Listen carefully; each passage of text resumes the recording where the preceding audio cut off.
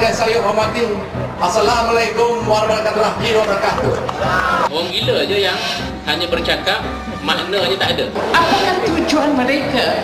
Orang kafir dia nak guna, Mereka sudah hilang sesat ajaran. gunalah. Ini pun ada Hindu lagi sokong dia. Apa tak guna untuk Hindu dia betul? I've been patient all this while. Itu saya semakin tidak percaya kepada orang yang nama Ibrahim. It's a shame. Split character. And my friend in past, they know about this. Saya walaupun seorang Kristen, Permintaan bishop semua tolong sokong pada tali rakyat. surah Aula ayat ke-90. Inna Allah yaqulu bil adli wal ihsan. Allah yang mana ini? Dan pemimpin PAS jangan jadi bodoh sokongan Ibrahim. Forget about having non-Muslim as a president ke. Hamba Ibrahim harus bertobat. Nik Aziz kena kata sikit je. Celaka. Islamic Party, oh my God. Lim Kek Siang, Lim Kuan Eng should support me. Itu di luar negara dia jual Islam. Dalam negara dia jual Melayu. They should also bertobat.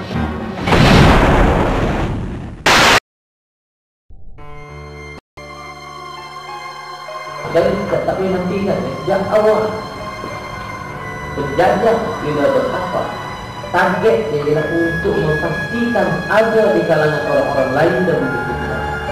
Menjadi kesekian supaya dengan kali ini dia akan speak the right part of the day di sebenarnya dan berusaha sama tahu itu terjemahan kitab Injil bahasa Malaysia. Jadi antara perkara yang pertama yang betul minta orang Muslim lakukan. Yang pertama yang menerima bahasa Malaysia, bahasa Melayu. Saya juga sedih.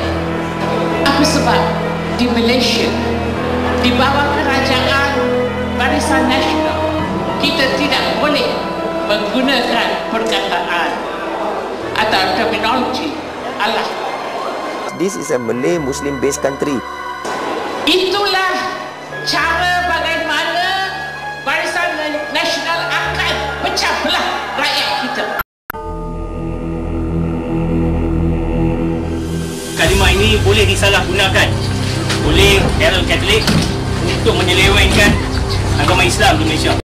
Apakah tujuan mereka?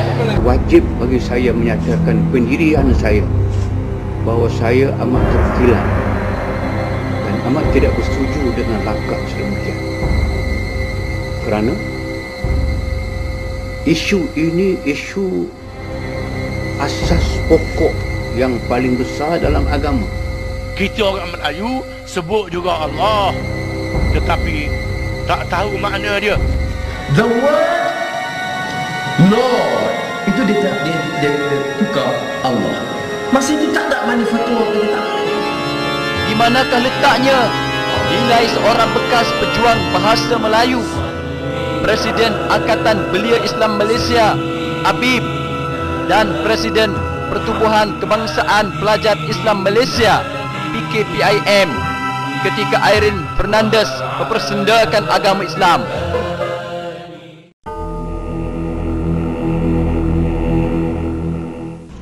Kalau tujuan mengajukan kalimah Hazrah itu kerana dia mengaku God itu dah tak betul, Lord dah tak betul, maka dia nak ubah makna Allah jadi betul. Tak apalah. Fatwa Dr. Harundin, seorang ulama yang sangat dihormati, kita pun hormat pada dia. Jelas kufur bagi seorang Islam menyokong penggunaan nama Allah kepada oleh orang bukan Islam.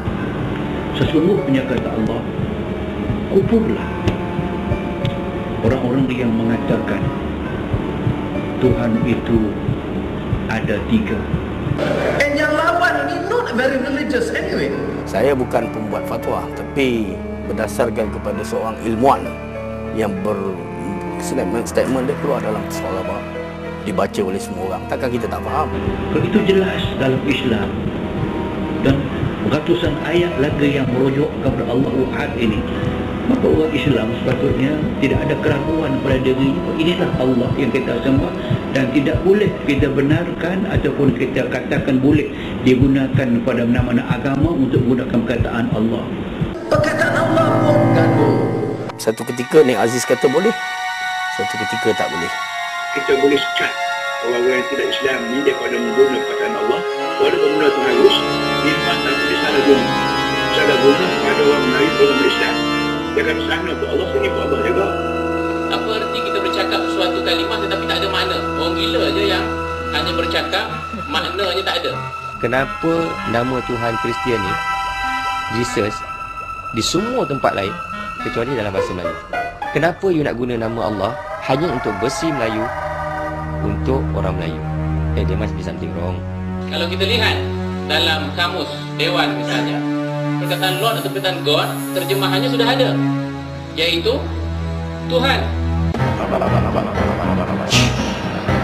Allah Bapa yang bertahta di dalam kerajaan surga, terima kasih Bapa. Kami berdoa kepada Allah yang menjadikan langit dan bumi, Allah yang penuh dengan kasih, Allah yang kami puji, kami sembah di dalam Kristus Yesus Tuhan. Haleluya. Amin.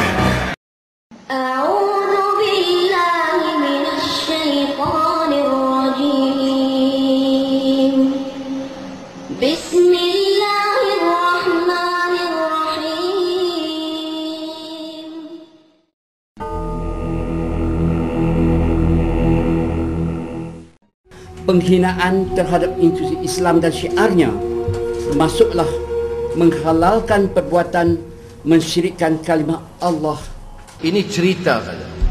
Wakil kita di Malaysia, mau tidak mau dengan ketimuran kita, dengan budaya Melayu kita sebelah sini dan juga budaya orang kita lain daripada yang berlaku di Eropah atau berlaku di dunia lain. Wakil kita yang saya yakin setakat hari ini, wallahu a'lam akan datang, akan menjadi satu confuse, akan menjadi satu pertelingkahan dan perbalahan yang mungkin sengit apabila benda ini dibuka ke mana-mana. Misal kita katakan, minta maaf kepada saudara-saudara kita yang bukan Islam, sama ada dalam agama Buddha, dalam agama Hindu ataupun Kristian sebagainya. Saya khawatir dan bimbang dengan aktiviti dan kegiatan politik yang diamalkan oleh Parti Keadilan Rakyat dan Pakatan Rakyat. Andai kata saya bertanya kepada sahabat saya yang beragama Hindu, sahabat yang beragama Hindu, kamu nak pergi mana? Saya nak pergi sembah Allah. Tanya pula sahabat saya yang Batu Pahat pun ataupun Seri Gading, mana nak pergi? Saya nak pergi sembah Allah. Jadi ini confuse kepada anak dan keturunan kita. Allah yang mana ini? You tengok komik ni. This comic is issued, diletakkan dalam rumah-rumah tau, dekat peti pos. 2005. Okay. Komik ni, you tengok. Kisah paling menarik pernah diceritakan, semua guna nama Allah. You tengok, Allah memakai 40 orang Budi, mereka menulis 66 kitab. Allah mengasihi dan menolong kita kalau kita minta tolong pada dia. Penciptaan Hawa dan Adam, lepas tu Adam dan Hawa berbuat dosa, mengusir mereka, Allah tidak mengasihi mereka lagi. Itu komik tau. Jesus, lepas tu startlah cerita Jesus lahir, Jesus sang guru, Jesus penyembah apa semua. Aku juga ingin jadi anak Allah supaya bisa bersama dengan dia. Now we know that Jesus was the greatest healer that ever walked the earth. Kita tahu Yesus adalah penyembuh yang terbesar yang pernah hidup di atas muka bumi ini. So, jadi, according to what the Bible says, sesuai dengan apa yang kita percaya dalam Alkitab, we're going to lay our hands upon Gus Dur. Kita akan menumpangkan tangan kita kepada Gus Dur.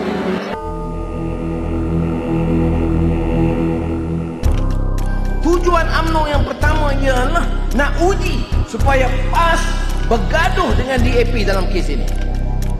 PAS kata tak boleh, DAP kata gaduh. Tak kata boleh, pecah Pakatan Rakyat. Don't play around with me. I make it very, very clear to everyone. I have taken enough. Anwar Ibrahim has created enough trouble for the country. Anwar Ibrahim harus bertobat. Ini pun ada Hindu lagi sokong dia. Apa tak guna punya Hindu ni betul? Putusan untuk parti ini mengatakan boleh pakai kalimah Allah itu dibuat dengan cara 1-2 orang saja. Bermaknanya satu dua orang boleh menentukan benda yang paling sensitif. Yang benar ni. Di hati dan senubari orang-orang Islam dan keahlian keseluruhnya. Ini parti politik, organisasi yang mengambil kira dan memberi perhitungan kepada pendapat keahliannya. Sudah sampai ke tahap yang saya tidak lagi boleh bertolak ansur dan mengambil sikap mendiamkan diri. Ini sebagai satu contoh bagaimana di Malaysia ini kerajaan UMNO Barisan Nasional ni haru biru. DAP should consider getting out of the Pakatan Rakyat. Ini bukan parti untuk satu dua orang. Ini bukan sindiran berhad. Ini bukan parti keluarga. Anwar Ibrahim harus bertobat. Ayo, Anil, boleh bunyi orang. Condemning everybody else except himself. Dayus, sesiapa yang menggelar mereka parti reformasi jika tidak ada perubahan yang rakyat boleh nampak dengan nyata tentang cara kita berpolitik. It is more of the same thing. Nothing. Syacam berbah. No, worse. I think worse than Barisan Nasional. Worse than UMNO. The one that they have been saying, they are the worst. Saya kata, dia ada salah. Dia Allah itu, dia nak sebut. Dialah dia. Allah. Bagaimana hak kita guna istilah nama Allah? Saya kata, saya guna dengan tuan-tuan bunga, ulama-ulama Islam, tak ada masalah. Kita minta bishop semua tolong sokong Pakatan Rakyat.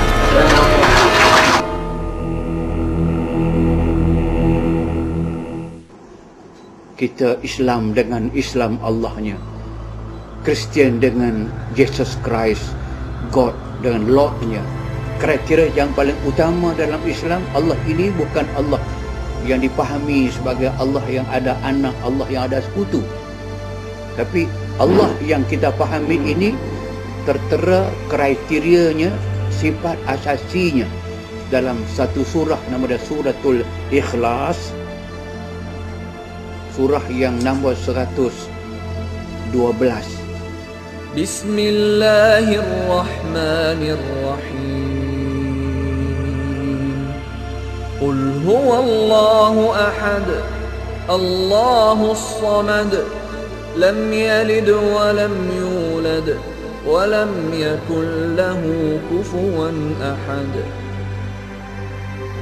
Katakanlah wahai Muhammad, katakanlah wahai umat Islam kepada siapa sahaja, huwallah, dia Allah yang ahad, yang esa. Allah Islam kriterianya, benchmarknya Allah yang maha esa, Allah yang tunggal. Diperjelaskan Allahus samad, Allah ini Allah yang kesemua makhluk. Beriman dan meminta tolong daripadanya. Tidak boleh minta tolong selain daripada Allah Ta'ala. Lam yalid, Allah tidak ada anak. Allah dalam Islam, Allah yang tidak ada anak. Walam yulad, Allah tidak ada bapa, tak diperanakkan. Ditutupkan dengan satu ayat yang cukup jelas, walam yakul lahu kufuwan ahad, Allah tidak ada sebarang bandingan dengannya, sebarang sekutu baginya. Dan diperjelaskan dengan satu ayat, laisa kamitslihi syai', tidak ada satu pun yang boleh dibandingkan, disamakan, dianalogikan dengan Allah Subhanahu wa taala. Laisa kamitslihi syai', tidak ada satu bandingan pun. Allah Taala ini yang kita sembah. The main target is the Malay. Caleb project, the Malay. Caleb went in by way of infiltration. He mixed around with them and he came back. So when you mention the word Caleb, it means that you are infiltrating into the society. So they call the project Caleb project, to infiltrate the Muslim country. And they have a program. They call it Window 1040. Window 1040 program. Window 1040, window means opportunity. 1040 is the longitude and latitude of the world. If you did see the map of the world, you can see that the longitude and latitude 1040 covers all the Muslim countries. Alkitab It's actually a Bible in the Malay language. Using all the words that we have been using. Kemudian Allah, this from Indonesia. This is the one that they are trying to bring in. Saya lihat dalam Bible ini daripada halaman awalnya, daripada the first book of the Moses called Genesis ini, daripada chapter 1 lagi saya lihat daripada baris pertama lagi dikatakan, in the beginning God created the heaven and the earth. Daripada ayat pertama juga ada perkataan God. Tiap-tiap satu ayat di bawah ini kesemuanya penuh dengan God. Saya bilang tengok di halaman muka ini saja ada tidak kurang daripada 31 kali perkataan God. Saya buka halaman 2, halaman 3 penuh dengan perkataan-perkataan Lord. Seterusnya perkataan Jesus. Sampailah sepanjang Bible ini saya tidak bertemu perkataan Allah.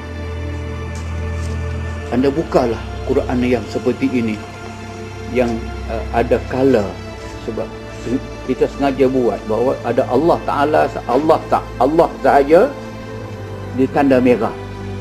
Anda buka dengan mata yang tidak payah memilih dan sebagainya, tidak akan wujud satu halaman pun yang tidak ada merah dalamnya. Yang merah itu adalah nama Allah, nama Allah, sampai akhirnya ribu-ribu kali, dan menjadi satu daripada amalan hidup Islam ini. Allah itu berada bersama dengan kita pada bila-bila masa, dan kita sebut Allah sentiasa. Pada mulanya dalam penerbitan mereka, bila ini berlulus, maka mungkin Allah Ta'ala ini memang tidak jauh pada saya, akan diletakkan dalam gereja-gereja Kristian. Yang kedua, mungkin atasnya Allah, bawahnya tergantung gambar Isa yang disalib, atau di atas badan Isa sendiri sebagai anak Tuhan, the sons of God, atau diletakkan di atas kayu salib itu Allah, atau Allah dalam salib digantungkan pada orang. Pada waktu ini amat tercemar nama Allah Subhanahu wa Ta'ala. Allah menafikan dia ada anak, dia tidak mengambilkan sebarang anak. Allah menafikan wa ma kana ma'ahu min ilah, tidak ada sebarang Tuhan bersama Allah. Kalau ada Tuhan bersama Allah, Allah dua atau tiga, izan la dhahaba kullu ilah bima khalaq, tiap-tiap satu Tuhan ini akan melakukan apa yang dia nak. Pasti dia akan la'ala ba'duhum, dia akan cuba mengatasi lagi satu. So Allah lawan Allah, Tuhan lawan Tuhan. La'ala ba'duhum, mereka akan cuba meninggikan satu sama lain, tunjuk kehebatan masing-masing. Kalau itu berlaku, nanti apa jadi alam? Allahu Akbar! Allah!